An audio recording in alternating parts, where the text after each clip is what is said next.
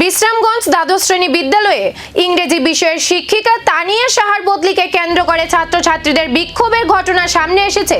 সোমবার সকাল 10:30 থেকে বিদ্যালয় প্রাঙ্গণে ছাত্রছাত্রীরা বিক্ষোভ কর্মসূচি শুরু করে।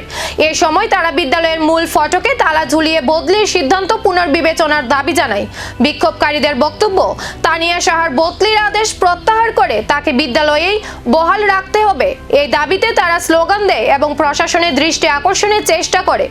ছাত্রছাত্রীরা জানিয়েছে, নির্দিষ্ট সময়ের মধ্যে বদলির আদেশ বাতিল না হলে তারা পরবর্তী কর্মসূচি হিসেবে জাতীয় সড়ক অবরোধের মতো আন্দোলনের পথে যাওয়ার বিষয়টি বিবেচনা করবে। প্রশাসনের পক্ষ থেকে এই বিষয়ে এখনো আনুষ্ঠানিক কোনো প্রতিক্রিয়া পাওয়া যায়নি।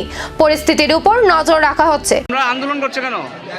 দেখুন, আমরা আমাদের বিশ্রামগঞ্জ দ্বাদশ শ্রেণী বিদ্যালয়ের শিক্ষিকা, পিজিটি শিক্ষিকা তানিয়া সাহা ম্যাডামকে আমরা জানতে পারি এই বিদ্যালয় থেকে ট্রান্সফার করা হয়েছে। আমরা এবার 12-এর স্টুডেন্ট, আমরা এবার ভোট দেব। তাছাড়াও যারা 10 রয়েছে, 11-12 সবার জন্য আমরা মনে করছি তানিয়া ম্যাডামের একান্ত প্রয়োজন।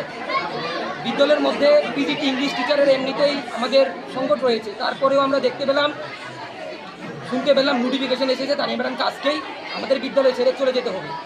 সেই কারণে আমরা 6, 7, 8, 9, 10, 11, 12 সকল ছাত্রছাত্রীরা এখানে আমরা তালা দিয়ে এখানে আন্দোলন করছি। কিন্তু আমরা যারা রয়েছেন তাদের কাছে একটাই দাবি, যাতে তানিয়া ম্যাডামের ট্রান্সফার লেটারটা যাতে সেখানে ক্যান্সেল করা হয়, তানিয়া ম্যাডামকে যাতে এখানে রাখা হয়। কারণ আমরা যারা ভোট দেব আমাদের প্রচণ্ড ব্যাঘাত হবে। এবং অনেকে একটা দাবি তুলেছিল যে তারা রাস্তার মধ্যে ন্যাশনাল হাইওয়ে ব্লক করবে, কিন্তু ডিউ টু ম্যানি রিজন পথ চলতি মানুষ, office staff, school student, college student তাদের কথা মাথায় রেখে আমরা আমাদের প্রোটেস্ট আমরা এখানে করছি। কিন্তু আমরা এটা বলতে চাইছি, যদি আজকে যেহেতু লাস্ট দিন উনার, যদি কিছুক্ষণের মধ্যে যদি আমরা স্থায়ী কোনো আশ্বাস না পাই, তাহলে কিন্তু আমরা আফটার 4th পিরিয়ডে আমরা কিন্তু রাস্তা অবরোধ করতে বাধ্য হব। And it is not for only hour problem, এটা সম্পূর্ণ বিদ্যালয়ের এটা প্রবলেম। শুধুমাত্র আমরা ভোট দিচ্ছি আমাদের এটা প্রবলেম এরকম না, 10, 11, 12 এটা সবার।